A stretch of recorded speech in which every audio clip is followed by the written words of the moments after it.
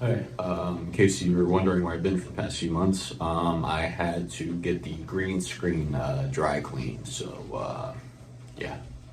Hello, folks. Welcome back to Cauldron of Thought. It has been a minute. I apologize. I would explain what happened in between the time from this video and the last video, but the horrors I've experienced in my time away is beyond human comprehension, so I think I'll just leave that for a later video.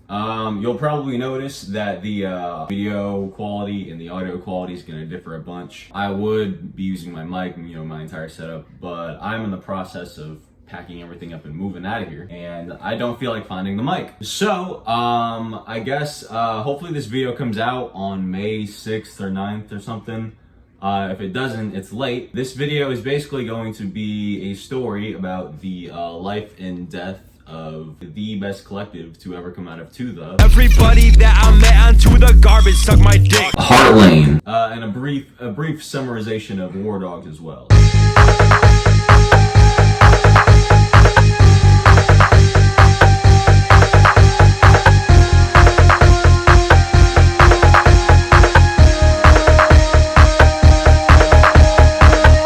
Also raining right now, so now I bet you're probably wondering, hey, why does it sound like shit? And basically that's because I did end up finding my mic, and as you can see, I'm clearly recording with my mic, but the computer just decided to not save the recordings, so more shitty audio.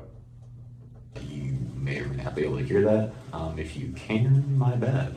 Alright, so War Dogs started because Janill ended up putting out a discussion post on the BH2, the subreddit, basically just asking if anyone would want to make a group chat, just for people to hang out. So I ended up commenting my Instagram username, a bunch of other people did, and we ended up making this group chat. But the only people that really talked were about like 10 to 12 of us. So that little group of us decided, oh, let's just make a fucking band, because it's easy. And that's basically what War Dogs was. War Dogs was very, very short-lived. Only lasted a few months. Now, I don't really remember all of who's in War Dogs. I remember KUYA. Shout out KUYA. But yeah, it was kind of like a revolving door of members. So I'll probably put the list here. Or just put them on, hey, the green screen that took forever to get back, I can finally use it. So yeah, we ended up releasing 4 songs. Blood/Hound, which is garbage. Except the beat. Shout out me and Earl, I think? Yeah, Earl for providing the second half of the beat. I did the blood half, he did the hound half. Yes, I know he sampled Okaga. No, we did not clear it. Then we came out with a little single trilogy. It was Hustlin, Zathura, and Juniper. And then we basically just broke up after that. The main reason we broke up was because too many differing viewpoints. Half of the group didn't really want to do shit. The other half wanted to, but just, couldn't move ahead because we were waiting on other members. So we decided, fuck it. Let's just make HEARTLANE. I guess we'll talk about the members that were in HEARTLANE and War Dogs.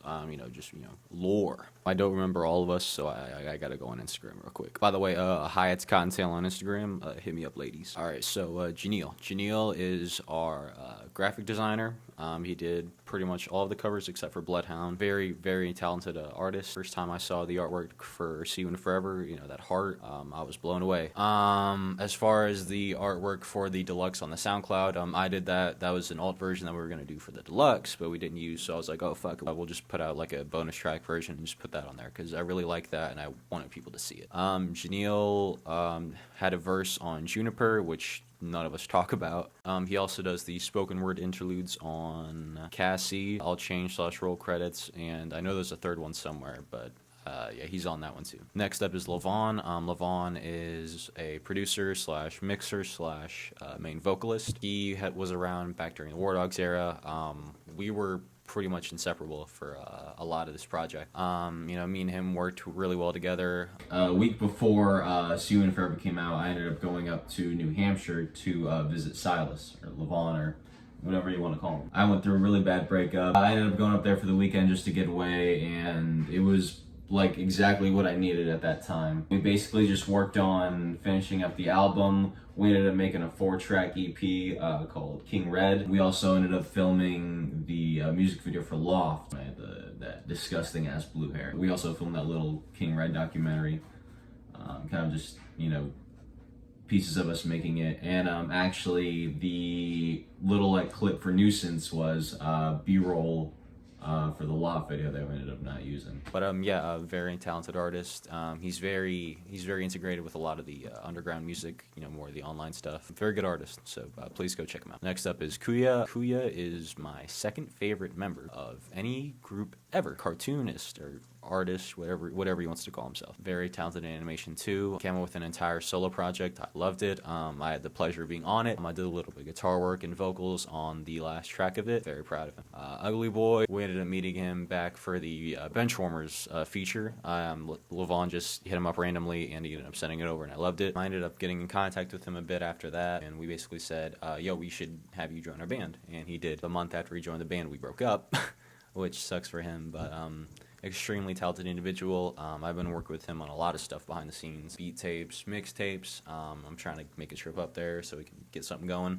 He's coming out with his next mixtape or album, whatever you want to call it. It's releasing in EPs, but I've heard a lot of the music that's coming from that and I'm very excited, and keeping it out for me might be on there. I actually already featured on his last project, Flinghead. I was on Pigs Boulevard and also on Shining. Also, there was actually a music video that we were gonna film for Shining, but I didn't really like 95% of my parts and he just couldn't get anything going, so I ended up just scrapping it. Put that in your iceberg or some shit. Next up is Peri. I love Peri. If you're watching this, I'm really sorry I haven't been listening to any of the stuff you've been saying. I'm just going through a lot of shit right now, but I promise as soon as I can, I'll listen to the gigabytes of stuff that you've sent me. Another War Dogs member, actually. We ended up meeting her a bit after the group came out, like during Memories of May. She has my favorite verses on Benchwarmers and All Change. Her little mixtape she has, Cheer for Chaos. I really love that one. That's the one that kind of really got me into being like, yo, I really need her in this group, and I'm really glad she ended up joining. Next up is my twin, John Lenard. By far out of all of us, I think he has the most potential to really go mainstream. He's released a lot of shit. Eyewall EP was really fucking good.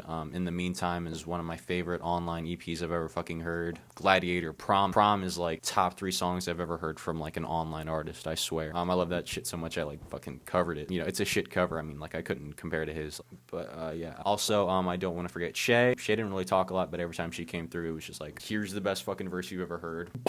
Bye. She's all over that See You Forever mixtape, and I'm really glad she's on it, and I hope whatever she's doing now, you know, she had her own little solo stuff going on, so I really hope that, you know, wherever she's going now, she's moving on to bigger and better things. And that's pretty much it. I did a lot of the production for See You Forever. It was basically me and Levonn. We did like pretty much 95% of it. The only additional production that we had from anybody was Peri on Cascade and Closer to Closure, which was Carson. Probably my favorite tracks are Law, Tension, and American November Part 2. I really enjoyed making Loft. Loft is probably the simplest song out of the entire, you know, production of the entire mixtape. That beat was sitting around for a long time.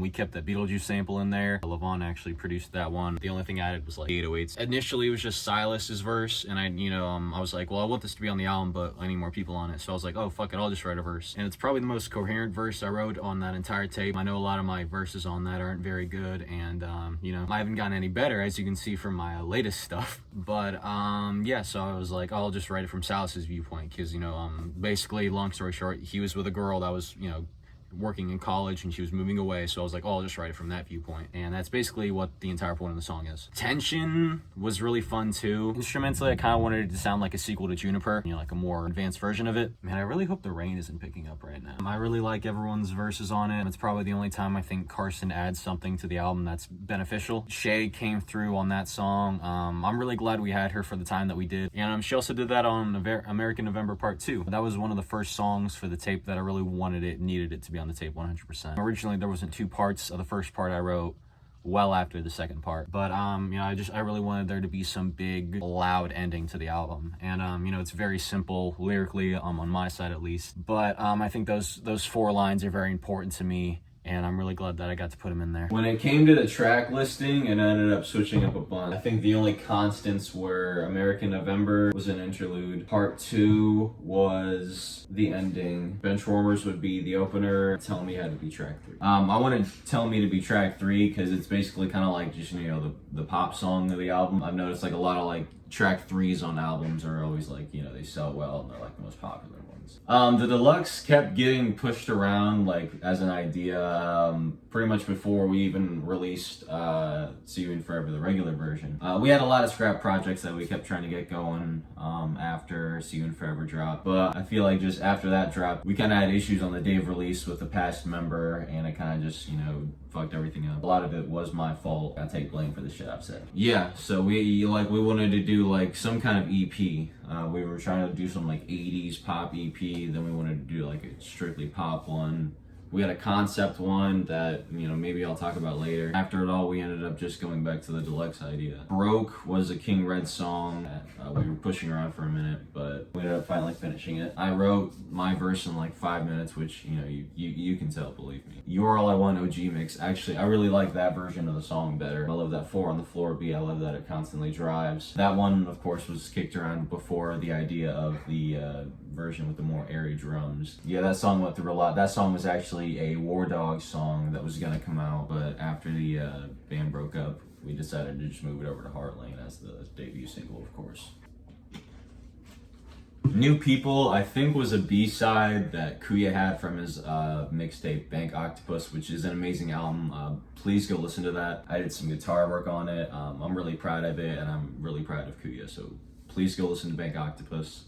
I'll probably put the links down here. I promise I will. This is what that album cover looks like. It's a painting. It's a really good painting. I love it. When KUYA sent it, it just had him and John. They were basically like, yo, just kind of do something else with it. So like I ended up adding like this like vocal chop and just like a basically added some pads and shit. I basically just like extended it for like another 2 or 3 minutes. It's really simple, but I really like it. KUYA did a lot of the production on it.